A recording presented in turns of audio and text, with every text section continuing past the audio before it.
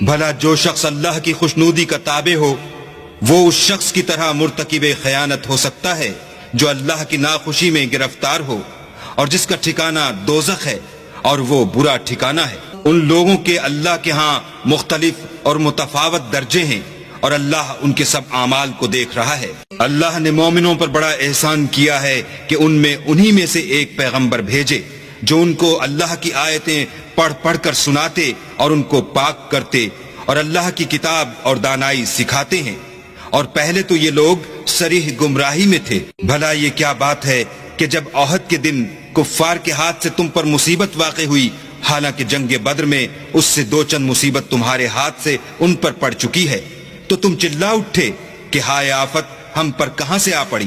کہہ دو کہ یہ تمہاری ہی شامت اعمال ہے کہ تم نے پیغمبر کے حکم کے خلاف کیا، بے شک اللہ ہر چیز پر قادر ہے۔ اور جو مصیبت تم پر دونوں جماعتوں کے مقابلے کے دن واقع ہوئی سو اللہ کے حکم سے واقع ہوئی، اور اس سے یہ مقصود تھا کہ اللہ مومنوں کو اچھی طرح معلوم کر لے اور منافقوں کو بھی معلوم کر لے۔ اور جب ان سے کہا گیا کہ آؤ اللہ کے رستے میں جنگ کرو یا کافروں کے حملوں کو روکو، تو کہنے لگے کہ اگر ہم کو لڑائی کی خبر ہوتی تو ہم ضرور تمہارے ساتھ رہتے۔ یہ اس دن ایمان کی نسبت کفر سے زیادہ قریب تھے۔ منہ سے وہ باتیں کہتے ہیں جو ان کے دل میں نہیں ہیں، اور جو کچھ یہ چھپاتے ہیں اللہ اس سے خوب واقف ہے۔ یہ خود تو جنگ سے بچ کر بیٹھ ہی رہے تھے، مگر جنہوں نے راہ اللہ میں جانیں قربان کر دیں اپنے ان بھائیوں کے بارے میں بھی کہتے ہیں کہ اگر ہمارا کہا مانتے تو قتل نہ ہوتے۔